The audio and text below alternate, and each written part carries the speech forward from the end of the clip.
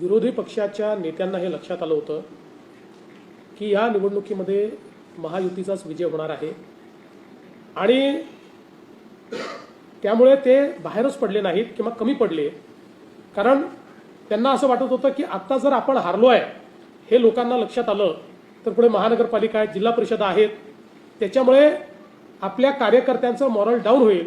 त्यामुळे आता ते हे सांगायला मोकळे आहेत की आम्ही फार सिरियसली घेतलं नाही, आम्ही त्याच्यामध्ये उतरलो नाही.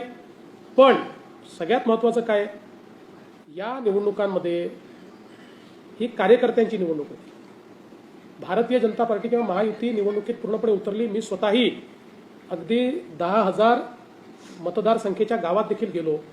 याचं कारण जे कार्यकर्ते विधानसभेत आणि लोकसभेत आपल्याला निवडून आणतात त्यांच्या निवडणुकीमध्ये आपण आपली प्रतिष्ठा पणाला न लावणं हा करंटेपणा आहे. हार जीत होत असते, कधी आपण जिंकतो कधी हारतो, पण त्यांच्याकडनं काम करून घ्यायचं आणि त्यांची वेळ आली की आपली प्रतिष्ठा वाचवण्याकरता पळ काढायचा. ही पद्धती काही मला तरी योग्य वाटत नाही. भाजपमध्ये आम्ही असं करत नाही.